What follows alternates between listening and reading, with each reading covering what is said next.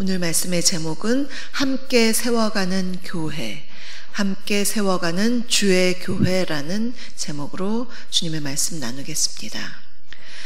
느헤미야서를 보면 분명히 어려운 환경 속에 있으면서도 백성들이 이 공동체가 똘똘똘 하나가 되어서 아름다운 일들을 계속해서 이루어 나가는 것을 볼 수가 있습니다.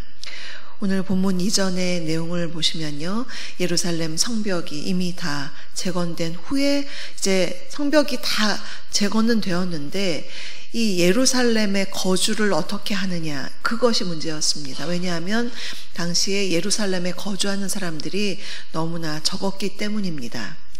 예루살렘은 남유다의 수도였지만 거기 거주하는 백성들이 적었던 이유는 그동안 예루살렘이 황폐화되었기 때문에 가옥이 별로 없었습니다.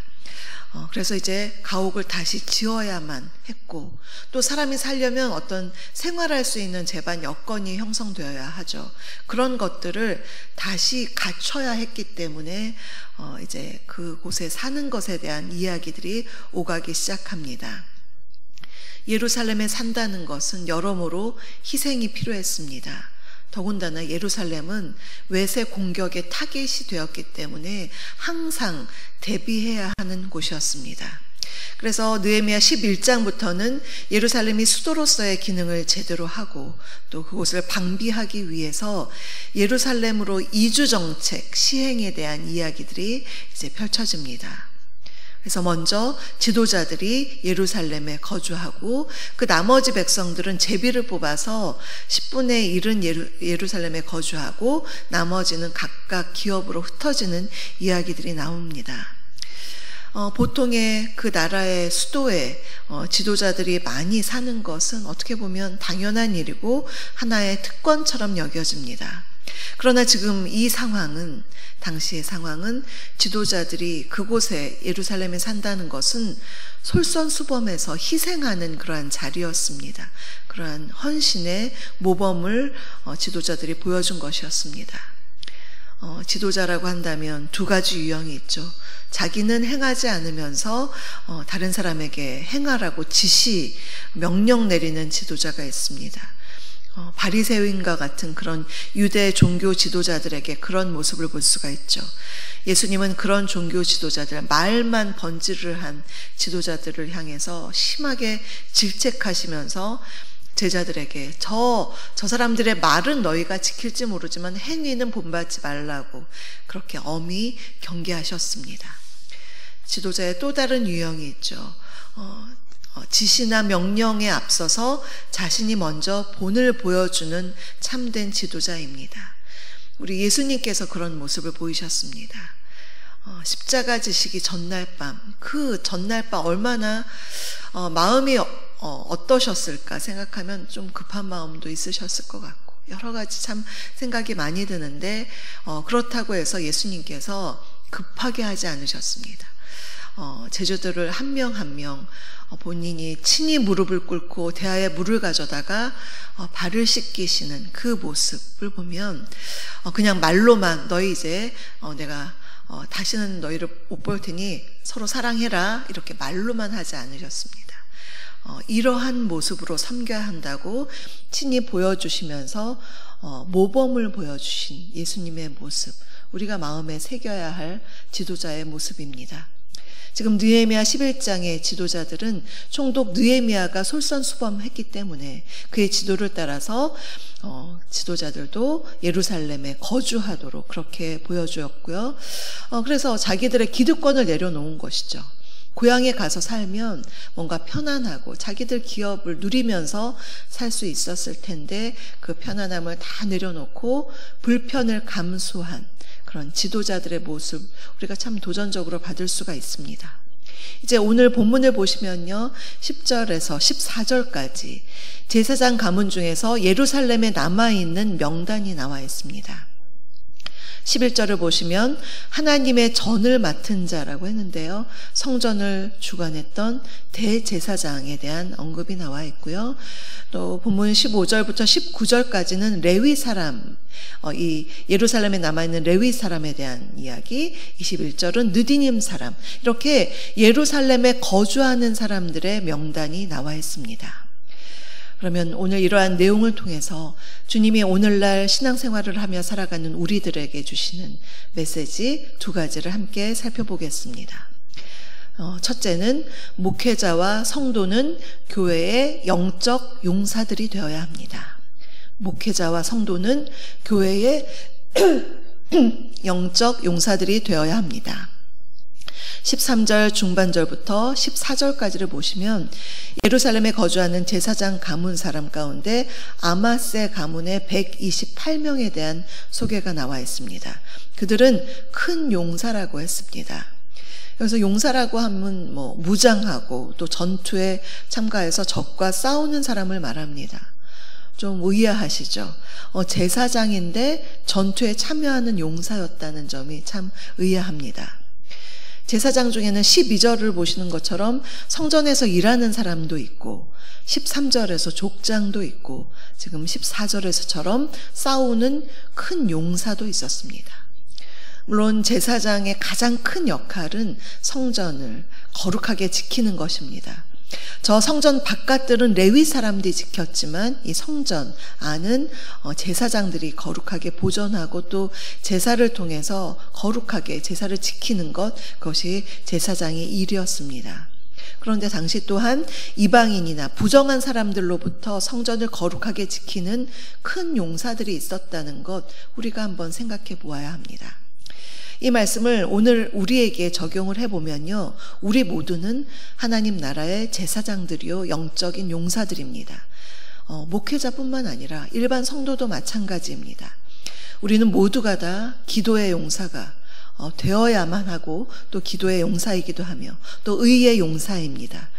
그래서 우리의 교회가 거룩성을 지켜나갈 수 있도록 우리가 열심히 기도해야 합니다. 현대사회에서 교회를 타락시키기 위해서 사단이 얼마나 많이 우리를 공격합니까? 무수한 도전을 교회가 받고 있습니다. 사탄은 교회가 거룩성을 상실하도록, 죄로 오염되도록 가짓 공격을 다합니다. 중세 때를 한번 생각해 보면 그 옛날 유럽 얼마나 종교개혁을 일으키면서 그 신앙의 중심지였습니까? 그러나 지금 유럽의 교회들을 보면요, 그 외형은 그대로 있지만 관광지가 되거나 아니면 그 내부가 이제 이미 교회로서의 그 의미를 상실해서 팔려서 술집이 됐다, 나이트클럽이 됐다, 이런 이야기들을 우리가 많이 듣습니다. 참 뼈아픈 일인데요, 그러한 일들이 우리 교회에, 이 한국 교회에 있지 말라는 법이 어디 있습니까? 교회들이 이단의 그 교회에 팔리는 일들을 들으면 정말 너무나 마음이 아픕니다. 그러니 우리 모두는 목회자이든 성도이든 우리 모두가 용맹한 큰 용사, 주의 용사들이 되어서 그러한 죄의 세력들, 복음을 변질시키려는 그런 세력들이 교회에 들어오지 못하도록 이 거룩성을 계속해서 지켜나가야 하겠습니다. 세상이 종말을 향해서 치달을수록 이 영적 싸움은 더욱더 치열해질 것입니다. 그러니 온 성도들이 영적인 전신갑주를 입고 용맹스럽게 교회를 위해서 더욱더 깨어 기도하며 교회 그 어떤 어둠의 세력이 들어오지 못하도록 교회를 지키고 수호하시는 저와 여러분 되시기를 주님의 이름으로 축복합니다. 둘째로 서로의 직분과 역할을 존중해야 합니다. 서로의 직분과 역할을 존중해야 합니다. 15절부터 18절까지 예루살렘에 거주하는 레위인들이 언급되어 있습니다. 그들의 가문과 또 대표자와 수요가 나와 있는데요, 직분에 따라서 구별하고 있습니다. 16절을 보시면 성전 바깥일을 맡은 사람들이 언급되어 있고요. 17절에는 마따냐라는 사람은 기도할 때에 감사하는 말씀을 인도했다라고 했습니다. 한마디로 우리로 말하면 찬양대, 찬양팀 인도하는 사람입니다. 그래서 감사의 말, 그 말씀으로 선포하고 예배를 섬기는 일을 했다. 이러한 말이 나오고요. 또 19절에서는 성전의 문지기였던 172명을 언급하고 있습니다. 주로 성전 뜰의 문을 지켜서 이방인들과 부정한 사람들의 침입을 막은 그러한 성전 문지기에 대한 언급이 있습니다. 성전 문지기, 게이트 키퍼죠. 우리로 말하면 성전, 이 교회의 건물 관리를 이제 그렇게 떠올릴 수가 있습니다. 예배당을 사랑하고 지키며 보존하는 사람들, 참 너무나 귀한 일들이죠. 성경에 이렇게 성전의 문지기가 언급되어 있다는 것은 참 귀한 일입니다. 주의 전을 돌보는 것이 참으로 귀한 일이기 때문에 여기에 몇 명이었다고까지 성경에 기록이 되어 있습니다. 우리는 우리 교회처럼 특별한 어떤 성전을 관리해 주시는 분이 안 계실 경우에는 우리 모두가 이 성전 관리에 대해서 좀 책임감을 가지고 열심히 헌신하면 참으로 아름답게 관리될 수가 있는 것입니다. 성전, 이제 그 성전 문지기는 성전을 어떤 건물의 관리뿐만 아니라 영적으로 생각한다면요, 목사와 같이 교회에 어떤 다른 이단이나 회방자들이 들어오지 못하도록 영적 지킴이의 역할을 우리가 생각해 볼 수도 있습니다. 본문에서 이러한 다양한 레위인들의 역할을 보면서 우리가 깨닫는 것은 레위인들이 레위인이었지만 똑같은 일을 하지 않았다는 것입니다. 자신에게 맡겨진 소명대로 각기 다양한 일들을 감당했다는 것이죠. 교회도 마찬가지입니다. 직분에 따라 목사, 장로, 안수집사, 권사와 같은 그러한 교회 직분에 따른 일도 있고, 또 사역에 따라서 어떤 위원회 부서장, 차장, 또 위원, 담당자, 여러 가지 섬김의 그런 자리들이 있습니다. 그런데 어떠한 사람은 중요하고 어떠한 사람은 중요하지 않고가 없습니다. 주의 전에서 주님을 섬기는 머리 대신 예수 그리스도께서 가장 중요하신 분이고, 그 외에 모든 사람들은 다 존귀한 분들입니다. 그래서 자신에게 주어진 일들을 감당하는 그러한 분들을 우리 오늘 성경에서 이러한 사람들의 이름이 기억되고 그 몇 명이다라고까지 그 한 사람 한 사람이 다 기억된다는 것, 하나님의 기억하심이 된다는 것은 너무나 놀라운 귀한 일입니다. 그런데 우리가 기억할 것은 맡겨진 자에게, 내가 어떠한 직분에 있든 어떠한 사역을 하든 어떠한 일을 하든 맡은 자에게 구할 것은 충성이라는 고린도전서 4장 2절의 말씀을 우리가 마음에 새겨야 합니다. 이것이 큰 일로 여겨지든 작은 일로 여겨지든 내가 이 성령의 열매인 이 충성을 다할 때 하나님께서 너무나 귀하게 보신다는 것입니다. 제가 우리 교회에 와서 참 감동받은 것은 이렇게 충성된 마음으로 교회를 섬기시는 분이 참 많아서 제가 참 감동을 받았습니다. 제가 이렇게 우리 교회를 자랑할 수 있는 그런 부분입니다.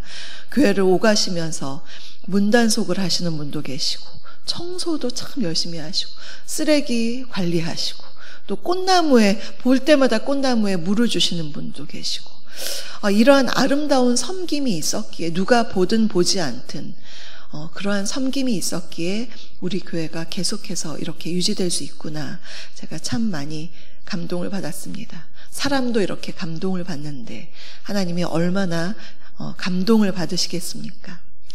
그래서 하나님께서 그분들의 그 모든 수고와 헌신을 다 기억해 주시고 하늘의 상급으로 갚아주시기를 주님의 이름으로 축복합니다.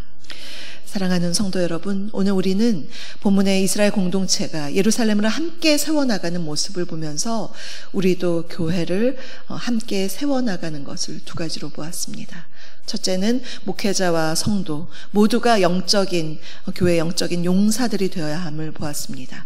새 속에 물들지 않고 거룩 공동체가 되기 위해서 영적인 용사들, 기도의 용사들, 특별히 오늘 오신 분들은, 또 영상으로 예배 드리시는 분들은 이 새벽을 깨워 기도하는 기도의 용사입니다. 그 기도가 교회를 살리고 나라를 살리고 우리 가정을 살리는 것입니다.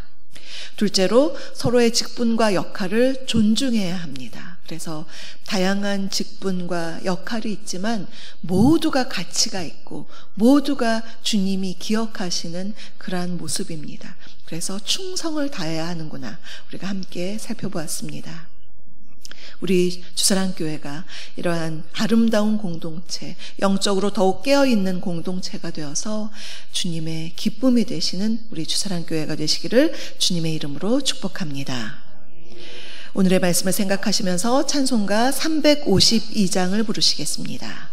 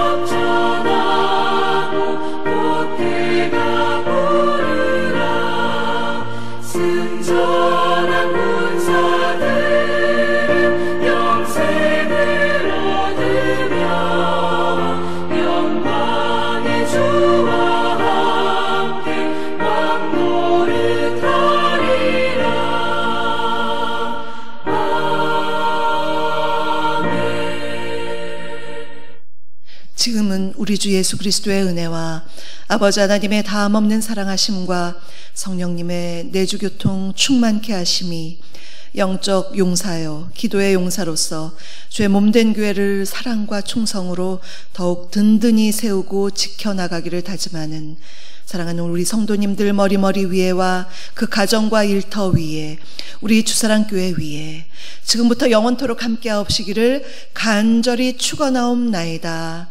아멘.